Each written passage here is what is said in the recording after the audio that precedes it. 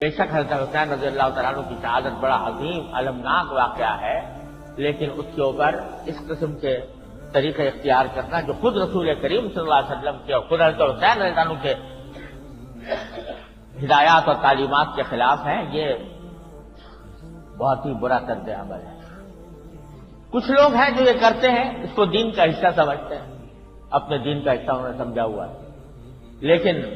جو حضرات کے جو اہل سنت ہیں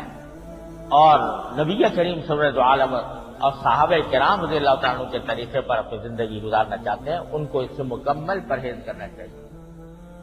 اور اس سے اپنے آپ کو دور رکھنا چاہیے۔ البتہ یہ ضرور ہے کہ ہر ایک آدمی اپنے کیے کا مکلف ہے۔ ہر ایک آدمی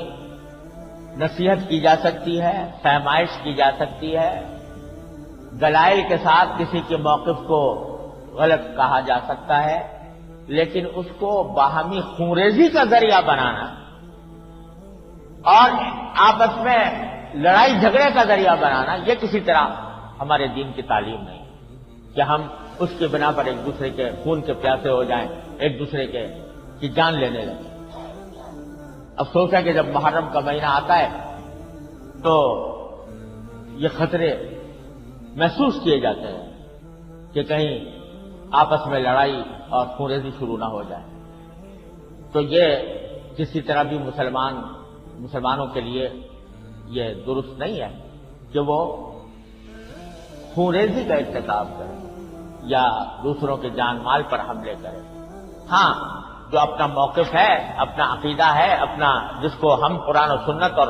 نبی کریم صلی اللہ علیہ وسلم کی تعلیمات اور صحابہ کرام کے طرز عمل کے مطابق سمجھتے ہیں، وہ ہم نہ صرف بیان کرنے کا حق ہے بلکہ دوسروں کو فہمائش کا بھی حق ہے، دوسروں کو اس کی تبلیغ کا بھی حق حاصل ہے، لیکن ایسا انداز نہ ہو کہ جس سے آپس میں خونریزی کا ارتکاب ہو۔